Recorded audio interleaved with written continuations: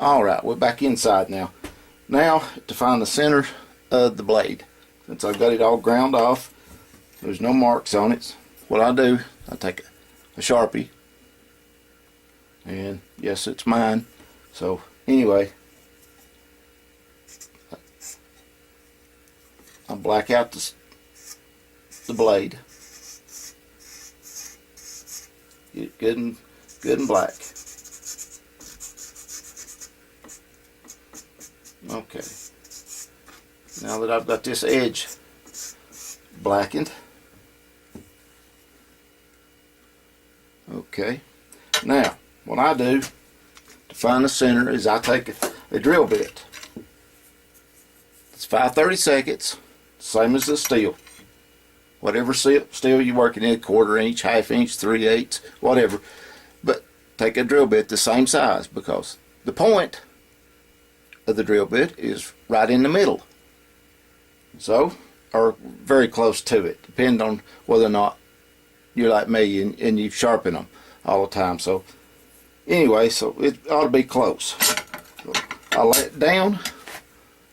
This happens to be a piece of tempered glass that I found, or my brother brought in from a job he'd done replacing a window that was broke.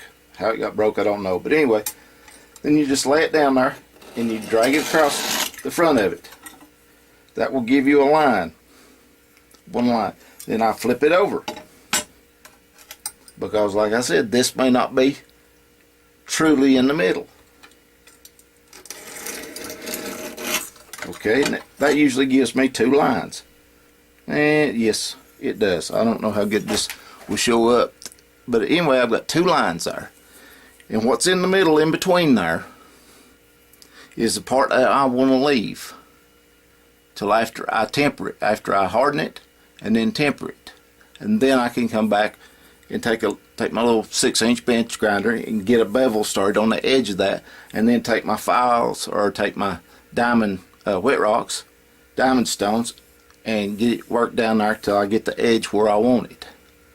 But I don't have any kind of a belt sharpener or anything else like that in.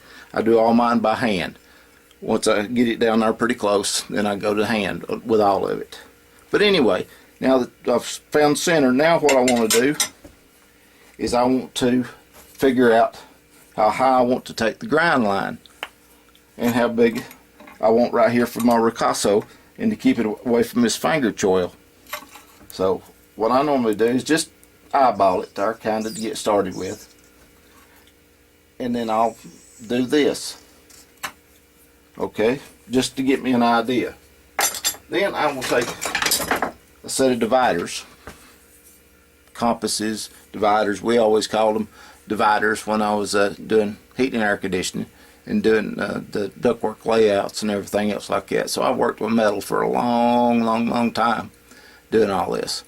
Now, but anyway, you set this distance right here, however high you want your grind line. This looks to me about like it's 1 inch exactly. Well, so I take this and I mark it right here. Follow the edge of this. Mark it good, just to get it highlighted a little bit more here. I'll black this out. I don't have any machinist blue, but a magic marker works just as good. Okay, so take this like this right here, and that gives you how high you're going to file to, in my case. And I'm going to be filing from this upper line right here to this line to get my face right there. For that, I have a filing jig, not a grinder jig, a filing jig, which I have a knife set up in right here. Everything's done the same. Get this in focus here. Alright, there's the knife sitting in here. I have marked it with my inch up here. Notice the blade similar, handle's different.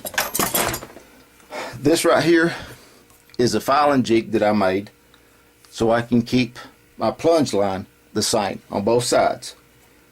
This is the same steel, which is 1095.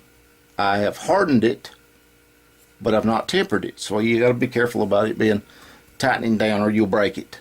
It's way too hard to over tighten. But I've done that so the file will not cut it over time. It will not cut it on either side. And I've just drilled 2 holes here, and I've made a little sanding block there out of a 2x2 and notched it so the filing jig will go in there. And I've cut the corners off of it for a shorter knife, so when you file it, you go around like that. But anyway, I've got my plunge line set, got my angle that I want on it. Now,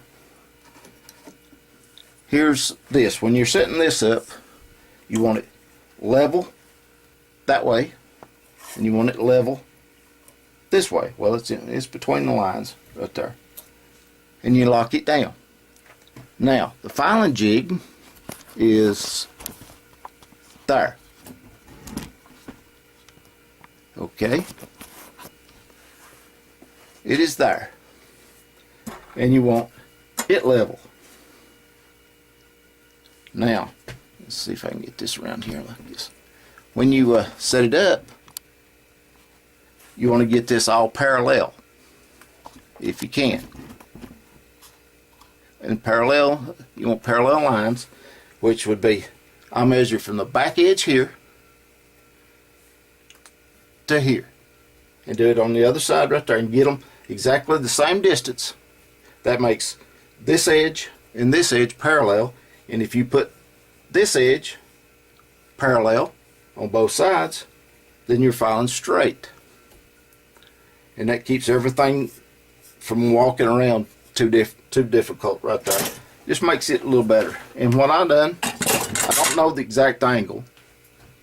I just don't have a protractor or anything about handy. But what I do is I measure on this particular kind of knife. I've got it worked out kind of, sort of, that I'm going to go about 3/8 to a 1/2 inch. So anyway, measure here. It measures 6 3/8. Measure here. It marks 6 3/4. That's 3/8 of an inch difference between here and here. If I need to, I can adjust that on these rods right here. I've got nuts on them that I can loosen the top, jack the bottom up on both sides, keeping it level, and that will adjust my angle here. Now, to file it, I have this just makes a filing guide.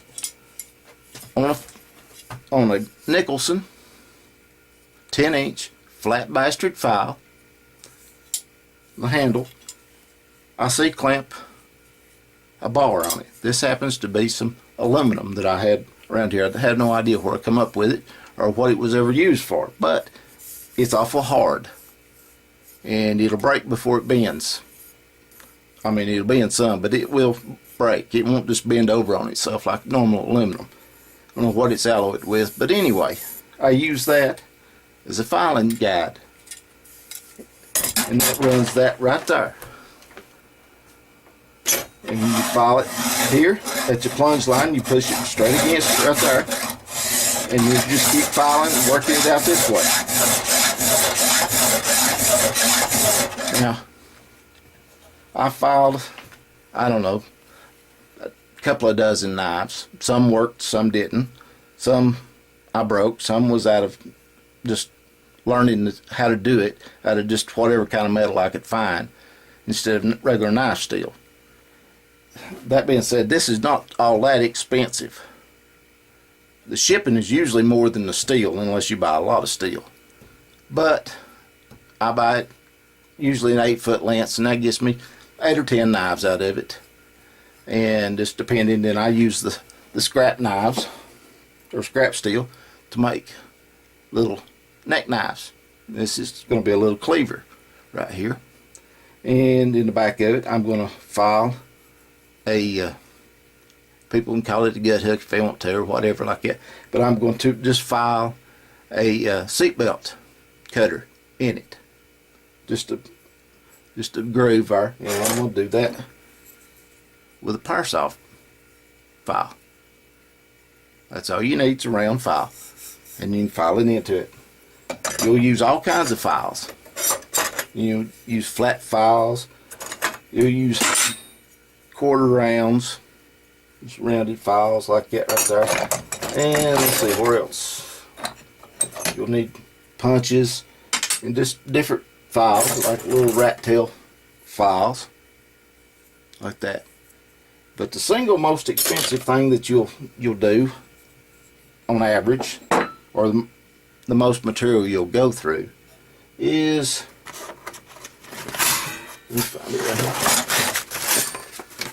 here, is plain ordinary sandpaper. Yes, sandpaper. You go through this by the bucket loads. I mean by the Sears and Roebuck catalog, full of it. And get plenty of sandpaper in different grits, different grinds. It just depends on what you want to do. The shinier the knife that you want, then the higher number that you're going to have up into the 1000s or 2000s, whatever like that, to get your mirror polished. I don't mirror polish. I do Hamones on my knives. I've done some polishing, and this is high carbon steel, and they don't hold up as good as if you'll do a Hamon pattern on it. What's a Hamon is, hold on just a second. I have one right here that's ready to, waiting on a bunch of others for the heat treatment cycle. Anyway, Hamon is, I put refractory cement on here and come down onto the blade and do it in patterns. The Hamon, spelled Hammond, but it's Hamon, it's Japanese. And what it does is it makes this softer than the edge. And then all the little pieces right there is for decoration, and it has a purpose for it being softer, is to absorb the shock of hatcheting, using it for hatchet and chopping, first one thing and another. That just helps it do that. It makes the blade really, really hard. Well, it's no harder than any other knife that you don't do a Hamon on, but it makes this softer. And it does the shock absorptions and the vibration down out of it when you go to chopping. Plus it looks good. And once I found, I don't know if this is, everybody's found out this, it does it or not, but it's just me or whatever. But once you put it in this ferric chloride, the acid, it's a circuit board etchant. That's what it's used for, and for doing that. But anyway, you do that, you put it in there 2 or 3 times and buff it a little bit with steel wool and put it back in there 3 or 4 or 5 times and clean it off good and everything. It helps fight off rust. It's not going to make it rust proof. I mean, even stainless steel will oxidize, which that's all rust is, but anyway, it makes it more resistant to rust than just leaving it as a plain knife and handling it. Put your finger oils on it or blood or whatever else, just dirt, grime, water, a wet sheath, something like that, you know, then they will rust definitely for sure. So anyway, let's get back to this right here. Alright, now on filing this blade, using this, just filing the blade, and at 5/32, it's probably just me. People could probably file it a lot faster than me, but I have found that it takes about an hour an inch. So this right here is going to be about 6 hours. That's about 3 hours on each side just to get it filed to shape. That's not counting any sanding or anything else like that. So, but don't let that dishearten you. So what? If it takes, if it takes a week to file one side, if you just do it a few minutes at a time and you don't touch anything, well, nothing's going to change. You can file it like this and then walk away, come back tomorrow, do it again. Nothing's going to change unless somebody changes it. But anyway, keep this, sorry about the noise, but just right there. And as you can see, it goes pretty quick. And when you're getting down toward the other end of it, then it starts getting tedious and slowing down because you're filing more and more and more. You're dragging your file over this whole inch instead of just this little 3/8 to start with. But anyway, it'll get there. Just keep it going. And then all you got to do when you do that is get this. As you can see, right here, there is a screw. Okay, I put that screw right there to keep it from cocking that way. I've got the vise lock down so it can't turn. But even with holes, 2 screws in it, this blade can flex on this 2x2. So if you put one right there, it acts like a backstop, and that pretty much stops it from moving. And then when you get done with this side, you get it all done and kind of buffed up a little bit right there, then you take it and turn it over. Take these 2 screws out and you turn it over. There's a screw over here that you back it up to. Make sure it's in the right place. There, you raise it up and down to get it right. And just put this back in there and keep this edge straight. And you probably put it, you may have to move, well, with this, you probably have to move this out to here. Just off of the, dang it. Nope, you won't either. You just flip it over and put it in this one right here. I'm sorry. But anyway, just flip it over and put it in here and screw it down. And then go the other side. Well, when I get it done and get to flipping, I'll come back to you. Okay, that's the end of side 1. Now I'm going to do a little sanding on it before I turn it over. Okay, I have wrapped 120 grit sandpaper around my file and used the same jig just to file this face here.